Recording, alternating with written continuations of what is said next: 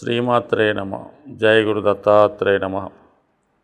ఈ వీడియోలో మనం మిథున రాశి వారు జీవితంలో ఎప్పుడు స్థిరపడతారు, ఏ వయసు నుంచి వీళ్ళకి ఐశ్వర్యం కలిసి వస్తుంది అన్న విషయాన్ని పరిశీలించి, ప్రస్తుతం మామూలుగా మిథున రాశి వారు రాశ్యాధిపతి బుధుడు అవటం వల్ల ప్రతిదీ కూడా చాలా సూక్ష్మంగా పరిశీలిస్తారు. ఏ పనైనా అందరికన్నా డిఫరెంట్గా చేద్దాం అనుకుంటారు. అంటే అందరూ వెళ్ళే రూట్లో కాకుండా వేరే రూట్లో వెళ్తూ ఉంటారు. ఎంత కష్టమైన పనైనా చాలా సులభంగా ఈజీ మెథడ్లో సాల్వ్ చేసే ప్రయత్నం చేస్తుంటారు. ఎవరికి సాధ్యం కానివి, ఇంకా అసాధ్యం అనుకున్న కార్యక్రమాలు, ప్రాజెక్టులు చేపట్టి దానికి పరిష్కరిస్తూ ఉంటారు అతి సులభంగా. అలాగే ధనం సంపాదించే విషయంలో కూడా పెద్దగా కష్టపడకుండా కేవలం వారి యొక్క మేధస్సుతో ధనాన్ని సంపాదించే ప్రయత్నం చేస్తారు అతి సులభమైన మార్గంలో. చాలా వరకు ఈ చైన్ లింక్ స్కీములు, మనీ స్కీములు ఇలాంటివన్నీ కూడా వీళ్ళకి కనిపెడుతుంటారు. సరే, కొంతమంది దాంట్లో సక్సెస్ అవుతుంటారు. కానీ ఏదైనా ఈజీ మనీ సంపాదించాలనే ప్రయత్నం చేస్తూ ఉంటారు. చాలామంది అదే కలలకంటూ వచ్చిన మంచి అవకాశాలను కూడా వదులుకొని ఏదో వాళ్ళు అనుకున్నదే రావాలనే ఉద్దేశంతో ఇలా స్కీములు గంట చేసుకుంటూ, అంటే ఊరికనే కాలక్షేపం చేస్తూ ఉంటారు. ఒక సినిమా తీద్దామో కలితే ఏదో పెట్టి లక్షలు సంపాదిద్దాం అనుకుంటారు తప్ప వాస్తవాన్ని ఆలోచించరు. అంటే ఎక్కువగా ఊహల్లో జీవిస్తూ ఉంటారు. ఇతరులకు మంచి సలహాలు ఇస్తుంటారు. ఇతరుల యొక్క, అంటే స్నేహితులు అవ్వచ్చు, వారి బంధువులు అవ్వచ్చు, వేరే అవ్వచ్చు, వారికి మంచి అభివృద్ధికరంగా చెప్తూ మంచి సలహాలు ఇస్తూ వారు జీవితంలో అభివృద్ధి చెందే విధంగా సహాయపడుతుంటారు తప్ప వీరిగా కొన్ని రిస్ట్రిక్షన్ పెట్టుకొని కొంతమంది ఇలా కాలక్షేపం చేయడం జరుగుతుంటుంది. అది కొంతమంది విషయంలో. చాలామంది తొందరగానే మనీ సంపాదించే ప్రయత్నం చేస్తుంటారు. సో ఇక్కడ ఈ రాశి వారికి ఏమైందంటే, ఈ లగ్నంలో కానీ ఈ రాశిలో వారికి జన్మించిన వారికి ఇందులో ఉన్నటువంటి నక్షత్రాలు పునర్వసు, అలాగే ఆరుద్ర, మృగశిర 1-2 పాదాలు. అందువల్ల ఏంటంటే ఎక్కువగా ఇది ఆరుద్ర మధ్య నక్షత్రం కాబట్టి, అలాగే పునర్వసు కూడా కాబట్టి ఆరుద్ర వాళ్ళకి ఏంటంటే రాహుదశలో ప్రారంభమవుతుంది జీవితం. దాని తర్వాత గురువు వచ్చి, దాని తర్వాత శనిమా దశ. అలాగే పునర్వసులో జన్మించిన వారికి ఇంచుమించుగా ఓ 14 సంవత్సరాలు, 13 సంవత్సరాలు అవగానే శనిమా దశ వస్తుంటుంది. ఆ కారణం వల్ల ఎక్కువగా ఈ విద్యార్థి దశలోను, ఉద్యోగం చేసే దశలోనూ శని మహాదశ రావడం వల్ల చాలా స్ట్రగుల్ పడిన తర్వాత మాత్రమే జీవితంలో, లైఫ్లో సెటిల్ అవుతుంటారు. బిగినింగ్ ఆఫ్ ది లైఫ్లో ధనం సంపాదించినప్పటికీ కూడా దాన్ని పెద్దగా దాచుకోలేకపోతుంటారు. ఏదో వచ్చింది అలా ఖర్చు అయిపోవడం జరుగుతుంటుంది తప్ప పెద్దగా సేవింగ్ ఉండదు. ఏ రెస్పాన్సిబిలిటీ లేకుండానే సరే ధనాన్ని అలా వెచ్చిస్తూ ఉంటారు. చాలామంది ఈ మిథున రాశి, మిథున లగ్న జాతకులు చిన్న వయసులోనే కుటుంబ బాధ్యతలు స్వీకరిస్తుంటారు. తల్లిదండ్రులు లేదా చిన్న ఉద్యోగాలు చేసినా, మామూలుగా ఉన్నా కూడా వీళ్ళగా కొన్ని సందర్భాల్లో కుటుంబ బాధ్యతలు స్వీకరించి ఏదో చెల్లెలికి పెళ్లి చేయాలి అంటే చెల్లెలికి పెళ్లి చేయడం పర్లేదు, అక్కగారికి కూడా పెళ్లి చేస్తుంటారు. కొంతమంది ఏంటంటే ఏదో వాళ్ళకున్న స్థాయిలో ఏ లోన్లో అప్పులో తెచ్చి స్థాయికి మించి అప్పు తెచ్చి కొంత ఇబ్బంది పడుతుంటారు. ఈ అప్పు ప్రభావం వల్ల వాళ్ళ యొక్క క్యారియర్ కూడా నాశనం చేసుకున్న వాళ్ళు అనేక మంది నాకు ఈ మిథున రాశి, మిథున లగ్న జాతకులకి నేను చూడటం జరిగింది. అంటే వీళ్ళ తనకు మించిన బాధ్యతలు చేపడుతుంటారు. అంటే చేయడం తప్పని నేను చెప్పడం, బట్ కానీ వయసుకు మించిన బాధ్యతలు, రుణాలు చేయడం, ఊరకనే ఏదో ఇంట్లో అవసరం వస్తే దానికి రుణం చేస్తుంటారు. సో ఈ విధంగా అనవసరంగా ఈ ఫైనాన్స్ ఇన్వాల్వ్మెంట్లో ఇరుక్కుపోయి చాలా వరకు ప్రారంభ జీవితాన్ని నాశనం చేసుకుంటూ ఉంటారు. ఇక వీళ్ళ కుటుంబమే వీళ్ళ పెద్ద బడ్డీని అవుతూ ఉంటుంది. ఏం చేద్దామన్నా కూడా కుటుంబ సపోర్ట్ ఉండదు. సరే, వీళ్ళ కుటుంబాన్ని అంటిపెట్టుకుంటూ వీళ్ళ పైకి రారు, ఆ కుటుంబాన్ని పైకి తీసుకురాలేకపోతుంటారు. అంటే కుటుంబ అవసరాలకి, కుటుంబ బాధ్యతలకి, కుటుంబంలో ఉన్న సమస్యలకి వీళ్ళు బలై వీళ్ళ ముందుకు వెళ్ళలేకపోతుంటారు. అంటే బికాజ్ కారణం ఏంటంటే రాశి చక్రంలో సహజ కుటుంబ స్థానం వృషభ రాశి, అది మిథున రాశికి 12వ స్థానం అవటం వల్ల కుటుంబ బాధ్యతలు ఎక్కువగా ఉంటాయి. మరి శుక్రుడు 12కి రావటం వల్ల స్థాయికి మించి ఖర్చులు చేస్తూ ఉంటారు. సో దానివల్ల కొంత ఇబ్బంది అవ్వటం.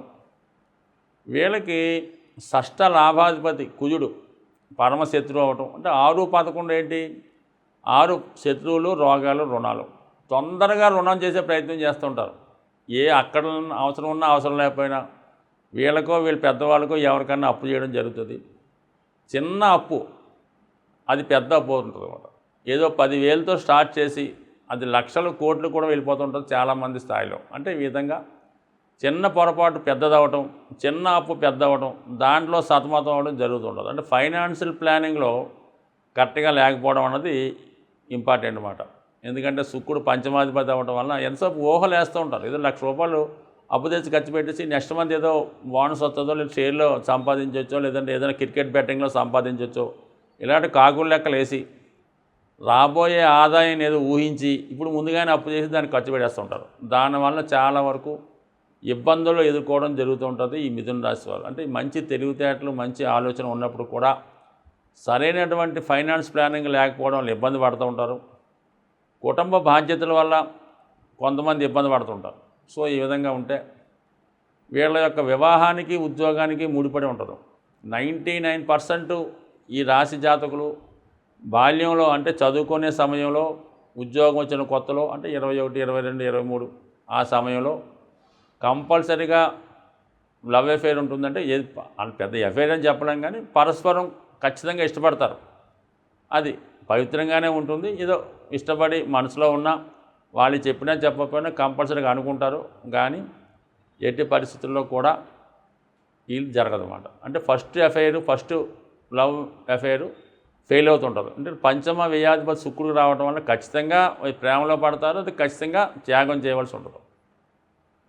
ఇక సప్తమం, దశమం గురువు అవటం వల్ల గురువు ఈ మిథున రాశి, మిథున లగ్నానికి బాధకుడు అవటం వల్ల వివాహం, ఉద్యోగానికి ముడిపడి ఉంటుంది. వీళ్ళకి ఎంత మంచి ఉద్యోగం, ఎంత టాప్లో ఉంటే అంత మంచి భార్య రావడం జరుగుతుంది. భార్య సహకారం కూడా బాగుంటుంది. అలాగే ఉద్యోగంలో ఎప్పుడైతే ఇబ్బందులు వచ్చాయో ఆటోమేటిక్గా వివాహ విషయంలో కూడా ఇబ్బందులు రావడం జరుగుతుంటుంది. సో ఈ కారణం వల్ల రెండుటికి ముడిపడి ఉంటుందన్నమాట వీళ్ళ యొక్క జీవితం.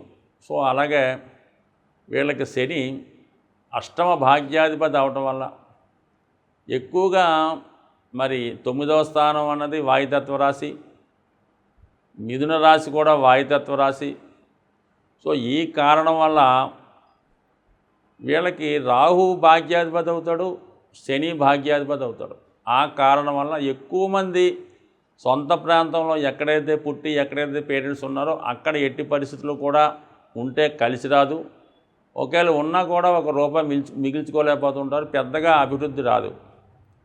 వీళ్ళు సొంత ఊరికి, పేరెంట్స్కి ఎంత దూరంగా ఉంటే జీవితంలో అంత పైకి రావడం జరుగుతుంది. ఎక్కువ శాతం వీళ్ళకి అభివృద్ధి చెందిన దేశాలు అనుకూలిస్తాయి. అమెరికా కానీ, లేదంటే అలాగా బెంగళూరు, అలాగే డెవలప్డ్ సిటీస్ ఉండాలి. సో ఆ విధంగా వీళ్ళు సొంత ప్రాంతాన్ని విడిచినప్పుడు మాత్రమే జీవితంలో ఖచ్చితంగా పైకి రావడం జరుగుతుంది. రుణాలకి 99% దూరంగా ఉన్నప్పుడు మాత్రమే వీళ్ళు జీవితంలో సుఖపడరు తప్ప ఏమాత్రం ఫైనాన్స్ ఇన్వాల్వ్మెంట్ రుణాలు చేశారో అది అలా చేస్తూనే ఉంటారు. జీతం అంతా కూడా రుణాలకే పోతూ ఉంటుంది. ఈ 2 విషయాల్లో జాగ్రత్తగా ఉండాలి. వృత్తి విషయంలో వీళ్ళు ఎప్పుడు కూడా ఒకే ఉద్యోగాన్ని కంటిన్యూ చేయలేకపోతుంటారు. ఒకవేళ చేసినా కూడా పెద్దగా అభివృద్ధి రాదన్నమాట. ఎక్కడేసిన కొంగలు అక్కడే ఉన్నట్టుగా ఉంటారు. ఉద్యోగం మారినప్పుడల్లా వీళ్ళకి ఇంప్రూవ్మెంట్ వస్తుంది. ఎంత టాలెంట్ ఉపయోగించుకున్నా కూడా కొంతకాలం ఆగుతారు. మళ్ళీ జాబ్ మారితే మళ్ళీ పైకి వస్తారు. కానీ సాధారణ స్థాయి నుంచి ఉన్న స్థాయికి రావడం పెద్దగా సేవింగ్స్ చేసుకోలేకపోతుంటారు ఈ విషయంలో. బట్ ఏదైనా మిథున లగ్న జాతకులు కానీ, మిథున రాశి వాళ్ళు కానీ లైఫ్ని చాలా ఈజీగా తీసుకుంటారు. పెద్ద సీరియస్గా తీసుకోరు. సో ఆ విధంగా వీళ్ళ జీవితం ఉంటుంది. కాబట్టి వీళ్ళ యొక్క సంతానం కూడా దూరంగా వెళ్ళే అవకాశం ఉంది. పంచమాధిపతి వ్యయాధిపతి అవడం వల్ల పిల్లలు వీళ్ళకన్నా గొప్పవాళ్ళు అవుతారు. వాళ్ళు కొద్దిగా వీళ్ళ ఈ దేశంలో ఉంటే వాళ్ళు ఇంకో దేశంలో, ఇండియా ఉంటే అమెరికాలో, ఆ విధంగా పిల్లలు కూడా దూరం అవుతారు. వీళ్ళకన్నా అభివృద్ధి చెందుతుంటారు. సో ఏదైనా ఈ రాశి వారికి ఉంగరం ధరించాలనుకుంటే వజ్రం డైమండ్ అన్నది నెంబర్ 1, పచ్చ కూడా ధరించవచ్చు. ఇంకా శని సంబంధించినటువంటి నీలం అనేది ధరించకపోవడం మంచిది. అంటే అష్టమాధిపత్యం శనికి రావడం వల్ల కొంతవరకు వీళ్ళ డైమండ్ కానీ పచ్చ కానీ ధరించవచ్చు. రుద్రాక్ష ధరించాలనుకుంటే సాధారణంగా విద్యార్థులకి, మిథున రాశిలో ఉన్న విద్యార్థులకి 4 ముఖాల రుద్రాక్ష ధరించి పచ్చ ఉంగరం ధరించడం వల్ల విద్యలో చాలా అభివృద్ధి చెందుతుంటారు. అధిక తెలివితేటలు బాగా ఉపయోగపడుతుంటాయి. సో ఈ విధంగా వీళ్ళు కూడా దక్షిణ ఫేసింగ్ ఉన్న గృహంలో అంత అనుకూలించకపోవచ్చు. ఉత్తరం నెంబర్ 1గా ఉంటుంది. తూర్పు అందరికీ కామన్గా బాగుంటుంది 99%. పడమర కూడా ఓకే, దక్షిణం అనేది అనుకూలం కాదు. వీళ్ళు ఎక్కువగా పూజించవలసింది విష్ణుమూర్తి, వెంకటేశ్వర స్వామి, వినాయకుడు, వీళ్ళని పూజించుకోవడం మంచిది. సో అలాగే ఎక్కువగా వీళ్ళు విష్ణుమూర్తి ఆలయంలో తులసిమాల కానీ విఘ్నేశ్వరుడికి గరికతో కానీ అర్చించడం మంచిది. అలాగే పక్షులకి ఆహారం వేయడం, వీలైతే జాంపళ్ళు లాంటి చిలకలకు పెట్టడం, ఇవన్నీ కూడా ఈ రాశి వారికి చాలా అనుకూలించినవి. నానబెట్టిన పెసలు కొద్ది కొద్దిగా అప్పుడప్పుడు తినడం వల్ల బుద్ధి బాగా వికసించి విద్యార్థులకి చాలా అనుకూలంగా ఉంటుంది. సో ఏదేమైనా ఈ రాశి లగ్న జాతకులు నిరంతరం విష్ణు సహస్రనామ పారాయణ వల్ల కానీ వినటం వల్ల కానీ జీవితంలో ఎదురయ్యే అన్ని సమస్యల్ని ఎదుర్కోవచ్చు. స్వస్తి.